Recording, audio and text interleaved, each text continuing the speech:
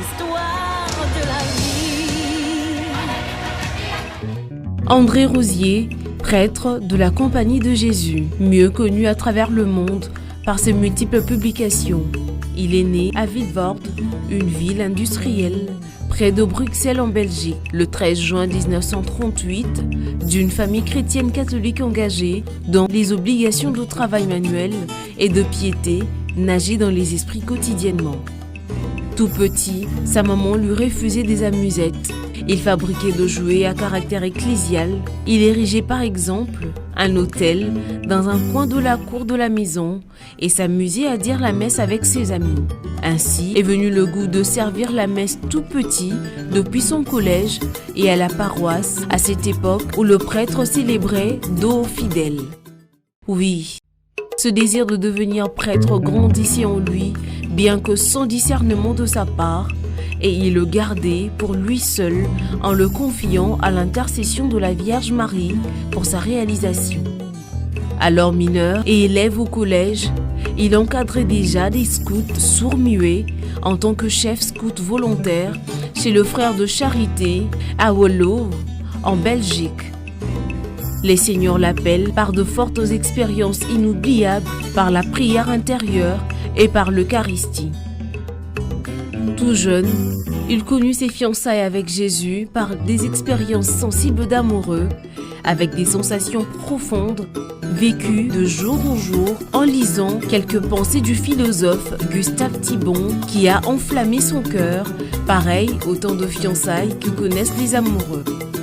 Il a trouvé l'amour de sa vie dans la jeunesse congolaise qu'il a servi de multiples façons dans différents mouvements catholiques avec dévouement et abnégation pendant près d'un quart de siècle. La petite Thérèse de Lisieux est la source profonde d'inspiration et d'interpellation de sa vocation chrétienne. Pendant de grandes vacances en Belgique, il se rendait dans de camps de compagnons bâtisseurs afin de construire des maisons pour les pauvres et victimes de guerre. C'est là qu'il s'habitua à travailler de ses propres mains. Il bricolait la maçonnerie, la menuiserie et la peinture dont sa maman lui a appris le sens artistique des couleurs. Par ailleurs, il a aussi hérité de sa mère son tempérament colérique. En 1957, il est admis à la Compagnie de Jésus, réputé pour son élitisme. Bien qu'il n'était pas brillant, mais remarquable par beaucoup d'autres qualités qui ont touché les supérieurs de la révérende compagnie de lui trouver digne d'y être accepté, notamment la prière, la grande dévotion à Marie, la serviabilité ainsi que le dévouement aux faibles. Au noviciat de Drogène en Belgique, il déclare sa vocation missionnaire. Après 2 ans, son rêve fou que d'aller en mission en Afrique se réalise. Il est choisi avec d'autres par ses supérieurs pour poursuivre avec la philosophie pour Scholastica Saint-Pierre à Kimwenza en RDC Kinshasa. Il termine et il y sort avec un désir insatiable de lecture de livres de spiritualité. À la paroisse voisine Sainte-Marie de Kimwenza, il débute son apostolat avec le Xaveri. En 1962, il est envoyé à Pandakwango, à Imbela, un village de la province du Kwango, pour sa régence. Et là, il assume la responsabilité de la liturgie et faisant partie de la chorale parce qu'il apprécie les airs de la musique classique. Il enseigne le cours de français africaniste et était aussi surveillant au sein du collège Saint-Paul, un collège jésuite de la place. Ce qui fut la source de sa base culturelle et de sa capacité à écrire des brochures. Surtout, depuis qu'il était élève, il s'est distingué en français dissertation. À la mission catholique Imbela, le père André Rosier fonde le mouvement Xaveri en collaboration avec le père Dufour, fondateur du dit mouvement à Bukavu, à l'est de la République démocratique du Congo. En 1965, il repart pour Iverly, Louvain en Belgique pour poursuivre avec la théologie mélangée de petits apostolats. En 4e année de la théologie, il revient encore en RDC pour étudier les langues africaines à l'Ovanium au campus de Kinshasa. Le 27 juillet 1968, il est ordonné prêtre de main de Monseigneur Boucard à Iverly en Belgique. Peu après, il fut retourné à Pelende dans le territoire d'Okenge, dans l'ex-province du Bandundu, avec l'idée d'explorer la province, enfin d'en connaître le coutume et les langues vernaculaires pour enfin y écrire un livre. Le missionnaire André Rosier fit son itinérance pendant 2 ans dans les 120 villages du diocèse de Popocabaka, toujours dans le territoire d'Okenge, et y organise le mouvement Xavieri en tant qu'aumônier diocésain. C'est à Pelende qu'il débute avec le concept « jeune chrétien ». Son attitude attirait beaucoup des jeunes qui se plaisaient à partager leurs problèmes avec lui, et de là est né le désir d'approcher les jeunes malgré sa timidité. Ne sachant plus supporter la maltraitance que subissaient les jeunes qui venaient le voir et compte tenu de la situation politique du pays qui a entraîné la suppression de mouvements de jeunes en faveur de la JMPR de Mobutu, ses supérieurs lui demandent de quitter Pelende pour Kisantu, une autre ville de la province du Congo central située à 120 km au sud de Kinshasa, la capitale. Très bien accueilli à Kisantu en 1973, c'est une longue aventure avec les jeunes du coin qui commence. C'est dans cette ville de la République démocratique du Congo qu'a pu s'éclore l'œuvre Jeunes chrétiens et le prêtre missionnaire André Rosier y découvre beaucoup d'autres moyens pour former et encadrer la jeunesse. Jeunes chrétiens, c'est aussi le centre qu'il construit à Mbidi, non loin du jardin botanique à Kisantu, et un autre à Kinshasa, à Lemba, qu'il confia la gestion aux laïcs unis dans une ONGD dénommée CJCDI en sigle. Dans son fief à Kisantu, ce prêtre missionnaire infatigable pour la cause de la jeunesse a fondé et cofondé plusieurs mouvements catholiques dans des paroisses, écoles, surtout dans les internats de Kisantu et de villages voisins où beaucoup des jeunes Kinois venaient étudier. Le père André Rosier est attiré et influencé par l'initiation Bilengue à Mwinda, par son caractère initiatique purement négro-africain. Pendant 3 bonnes années, il s'initie au Bilengue à Mwinda à Kinshasa par le père Herman Korat, alors initiateur diocésain des Jeunes de Lumière.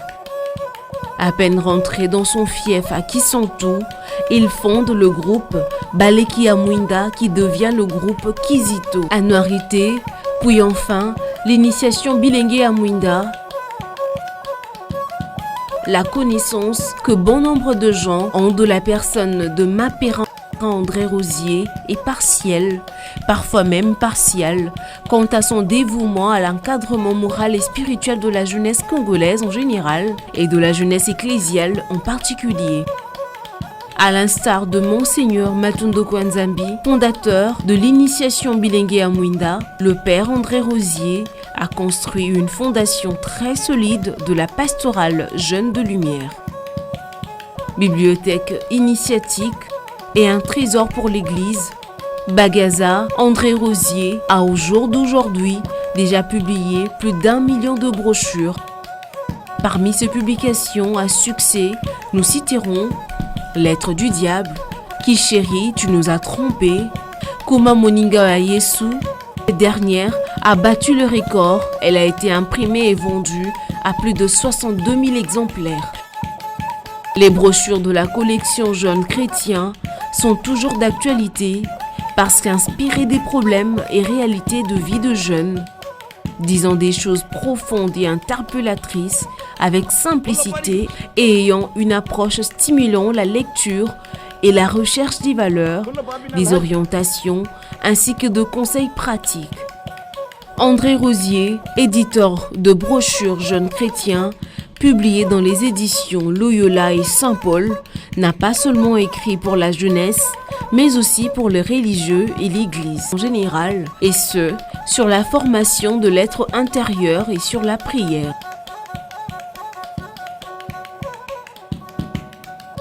Ces prêtres jésuites a toujours lutté pour rendre le monde autour de lui meilleur en essayant de mettre en pratique les paroles de l'Évangile dans le souvenir des paroles de Baden-Powell, fondateur du scoutisme, et c'est ce qu'il a prouvé toute sa vie. Cela se démontre par les qualités mises en exergue telles que l'humilité, parce qu'il se laisse apprendre et reprocher par les jeunes, dévoué et plein de force pour eux. Il a le don d'organiser de groupes ainsi que de dons de guérison intérieure manifestés par la paix du cœur rayonnante et influençante, embellie d'une bonté qui se dégage parfois dans une apparence de timidité qui cache un fort silence intérieur qu'il approfondit à Thésée, une communauté monastique chrétienne écuménique localisée en France où le pèlerin prieur s'adonne à de différents types de prières ignatiennes. L'initiateur André Rosier nous dévoile sa vie qui du reste est un mystère pour de nombreux jeunes à travers le monde qui s'inspirent de sa personne. Un discret révolutionnaire de son époque, la communion ne se donnait pas sur la main, car jadis interdite dans les chapelles et paroisses catholiques dirigées par les jésuites, lui décida de se présenter les mains ouvertes devant le prêtre, et par la suite, cela est resté ainsi, car son souci est de rapprocher le fidèle de l'Église. Chef pélican technique, tel est son totem reçu dans le scoutisme.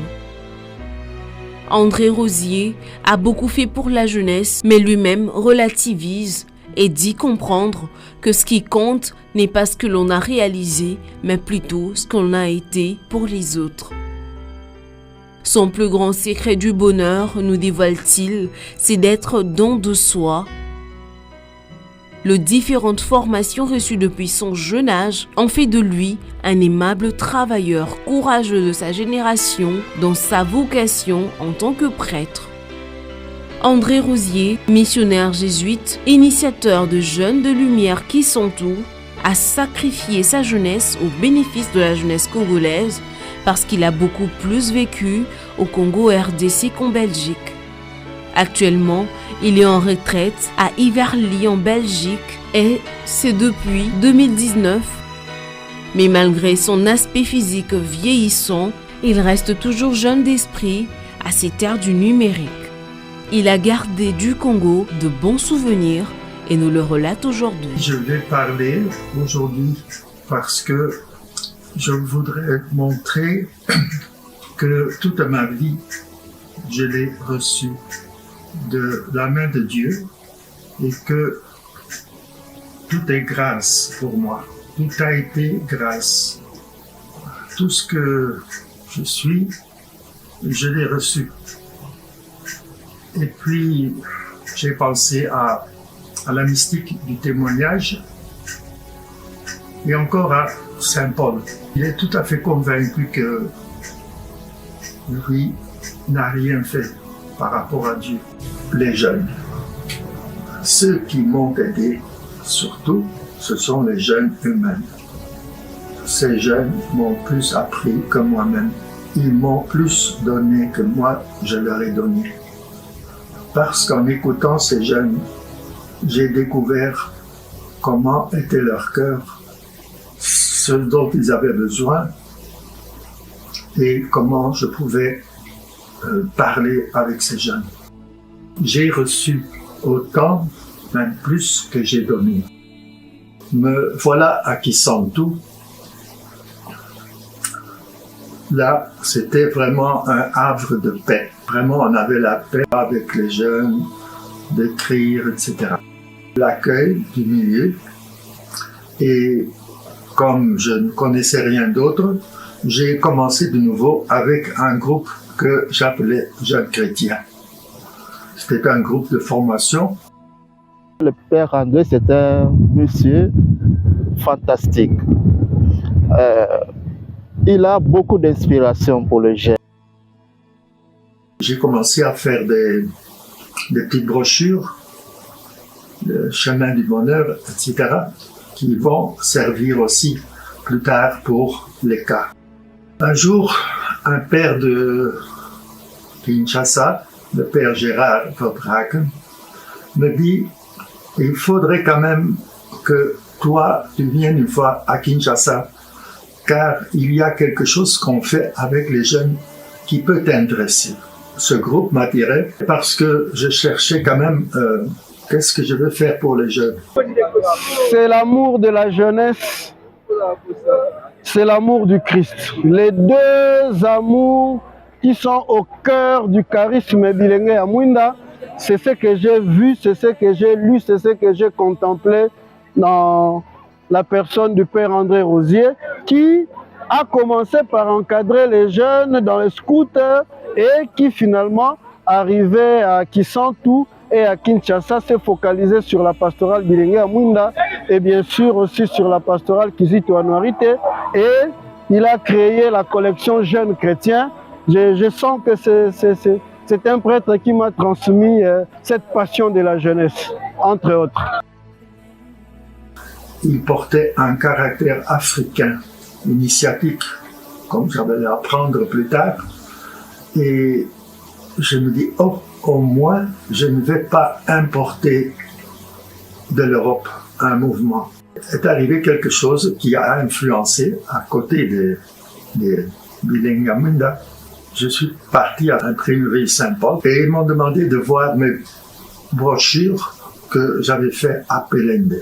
Bon, j'avais quand même déjà fait 11 ou 12 brochures et ils inspectent les brochures et ils ont choisi 10 ou 11 brochures et ils me disaient nous allons imprimer cela en 10 000 exemplaires.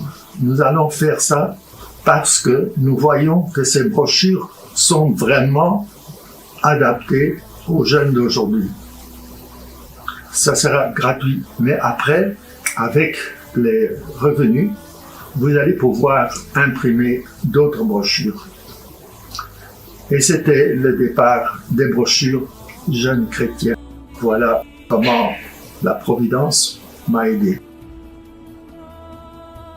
Ce que je suis aujourd'hui, ça je dois l'avouer, j'ai découvert ma vocation de prêtre dans ce mouvement Bilengue à Mwinda et grâce à la formation que nous avons reçue. Il nous a beaucoup encadrés.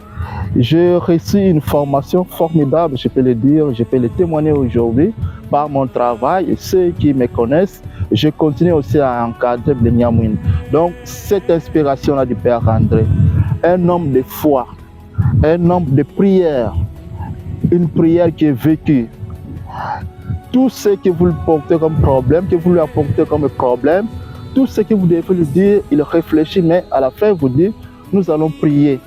Ou parfois, il vous confie même ce dossier, ce sujet d'intention de prière, ce problème, il vous dit, priez pour ça, priez pour ça. Évidemment, nous avions l'aide pour apprendre l'initiation, c'était mes abos. En fait, c'est le père qui m'a appelé, qui m'a attiré dans le Bilengue. Il était très gentil avec nous, avec moi, de tout jeune. Bon, j'étais impressionné par ce jeune prêtre. Enfin, il était très jeune lui aussi. Ce prêtre qui est avec moi, qui m'a aidé dans beaucoup de choses. Il était vraiment très très gentil. Nous avons travaillé avec le Père Rosier. L'initiation était plus dans les écoles, dans nos écoles ici, dans nos internats, tout ça, parce que moi-même je suis entré dans le Bilengue, étant interne au CMS, mais qui sent tout. Les Abou Gaza qui m'ont aidé, que j'ai aidé aussi à envoyer à Kim pour qu'ils apprennent la méthode de l'initiation. Il y avait d'abord Matondo, ensuite à Boulévi. J'étais d'abord un Bilengue à Mwinda qui l'a formé. Et avec le temps, il a décelé les qualités chez des jeunes qui évoluaient autour de lui et à qui il a confié des responsabilités. Et au fil des années, il nous a responsabilisés, comme je dis, et il a commencé à compter avec nous dans l'initiation. Et je suis devenu l'un de ses proches collaborateurs. Et là, j'ai trouvé aussi Abou Jacques, un grand spécialiste de Bible, qui donnait cours là-bas et qui nous a aidés comme troisième abo pour les retraites et l'initiation. J'ai appris beaucoup des jeunes par l'écoute à la case initiatique. Père André a un esprit d'écoute. Pendant la case initiatique, le Père André écoute les jeunes. Il le laisse vider son sac, son cœur. Il n'intervient pas jusqu'à la fin. Et quand il trouve que les jeunes commencent à se répéter et il comprend qu'il n'a plus rien à ajouter, c'est alors qu'il commence à l'aider à trouver des solutions, des brins de réponses à ses propres questions. Et cela m'a marqué personnellement dans ma capacité à communiquer. C'est là que les jeunes m'ont permis d'entrer dans leur monde intime. On lui exposait tous nos problèmes. Et des fois, on oubliait même qu'on avait en face de nous un homme, quoi. On lui disait tout ce qu'on avait, tout ce qu'on ressentait, tout ce qu'on avait au fond de nos cœurs. Et il nous écoutait. C'est surtout l'esprit d'écoute de ma père. Et à force d'écouter, je voyais que certaines choses revenaient. Et à la fin, je me suis mis à écrire une brochure. Alors, le Père André a beaucoup de qualités que le Seigneur a placées en lui et qui lui ont permis, au fait, de réaliser l'œuvre du Seigneur par ses mains. Là où j'ai aussi beaucoup appris, c'était les confessions ou les cases initiatiques. On pouvait choisir chez nous. Et j'écoutais leurs problèmes. Parfois, je ne voyais pas la solution à leurs problèmes. Je me disais, oh, seul Dieu peut résoudre ce problème. Il tendait ses mains. Et vous pouvez poser vos deux mains sur les siennes et vous fermez les yeux et commence à prier pour vous. Vous avez l'impression qu'il vous transmettait l'Esprit Saint, il vous transmettait une force dont lui-même n'était peut-être pas conscient, mais il priait avec son cœur, il priait avec tout lui-même. Et on sentait que ça passait, ça véhiculait en vous. Et quand on sortait, ça faisait du bien. Et donc, je disais avec très peu de conviction, bon, il faudra prier pour que Dieu lui-même résolve ce problème. Quand il revenait à la case initiatique, et il me disait, vous connaissez le problème de la fois passée? Je dis oui. Dieu, ça a marché. Dieu a résolu l'affaire. La relation avec telle personne s'est améliorée. Alors, je me suis dit, désormais, je dois donner des conseils avec foi. Parce que Dieu est là et il a ses moyens de nous convertir. Dans les Bilingués à Munda, il y a ce qu'on appelle la case initiatique. Lorsqu'on a été formé dans les Bilingués à Munda et qu'on doit écouter la confession, je pense que c'est très différent. Hein? C'est vraiment, le prêtre Elenga à Munda peut être différent des autres prêtres par rapport à l'écoute. Un jour, il y avait une retraite mort et résurrection à Kisantu, donnée par Abu Frank, qui était à Banzangungu. Et c'était au moment où on devait choisir un nom et écrire sur une pierre. Alors tout à coup, il me dit, « Père, vous ne devez pas chercher votre nom. » Oh, bon, ça va. Nous allons vous le donner. Vous allez vous appeler ma Père à inspiration. J'ai dit après coup, c'était au fond ce qu'il fallait prendre comme nom.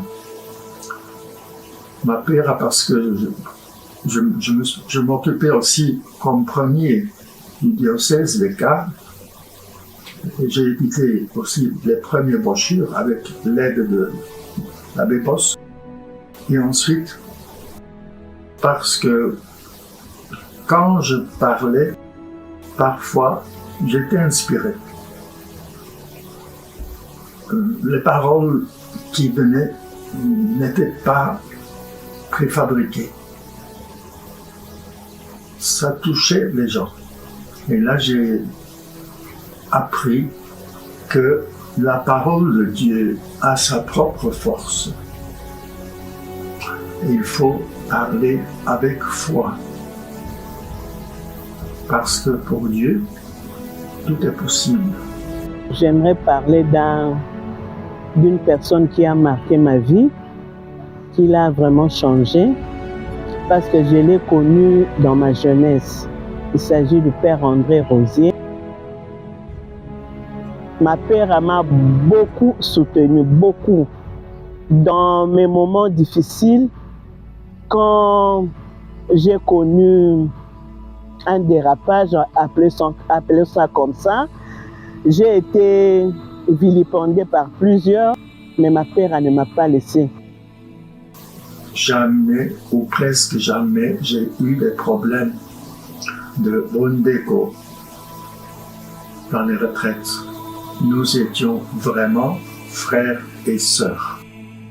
Il a pu pénétrer la profondeur du cœur des jeunes en parlant, en mettant tout son temps à parler avec les jeunes. Pendant les récollections, les retraites, les rencontres d'amitié.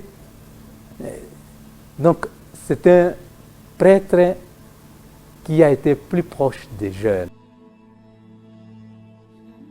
Et quand ce garçon venait me dire « Père, je ne croyais pas que c'est possible de vivre 3 jours ensemble avec les filles comme frères et sœurs sans penser à autre chose. » Il a fait un grand travail dans notre diocèse pour le Biléngi à Mouinda auprès des jeunes.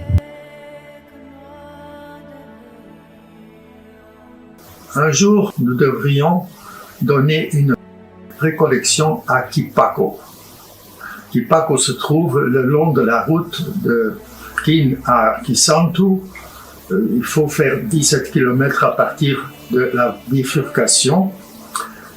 Et la veille de la récollection, il y avait un orage partout et des pluies. Bon, on se demandait, est-ce que cette route est faisable? Parce que quand ça devenait mouillé, c'était du savon. Et moi, je ne savais pas très bien conduire la Jeep dans du savon. Alors, nous étions partis pour la récollection et arrivés à la bifurcation de Kipako, nous avions demandé au moment où on marchait, est-ce qu'il a plu ici? Est-ce que la route est bonne? Oh, dit-il, il n'a pas plu ici. Donc, nous étions heureux de pouvoir aller à Kipako donner notre récollection. Et nous avons appelé cette Vierge Notre-Dame de Kipako. La Boumatondo et moi-même, nous lui demandions avant chaque activité 2 choses. Qu'il ne pleuve pas et que la santé de nos Bandeko soit protégée. Je dois vous dire que pendant 20 ans, il n'a plu qu'une seule fois, de façon à vraiment déranger la récollection. En tout cas, j'ai expérimenté que la méthode d'initiation, si elle est bien appliquée, elle laisse des traces ineffaçables. Pour les jeunes qui viendront après nous, il serait important qu'ils aient ce genre de mapera qui ont fait le Biléngi à Mouinda, qui ont suivi la formation de Biléngi à Mouinda, de la case initiatique, qui savent écouter pour mieux administrer certains sacrements. Et parlant ainsi, j'invite les jeunes là, lucidité 1, le petit là, si vous sentez le désir en vous, devenez prêtre. Vous rendrez d'énormes services à notre peuple, mais surtout à ce groupe qui nous a tant donné, les Biléngi à Mouinda. Je me demande où sont les prêtres qui ont ce feu pour toucher les jeunes. Où sont les laïcs engagés, capables de partager la parole de Dieu avec foi, de telle façon qu'elle puisse convertir les jeunes.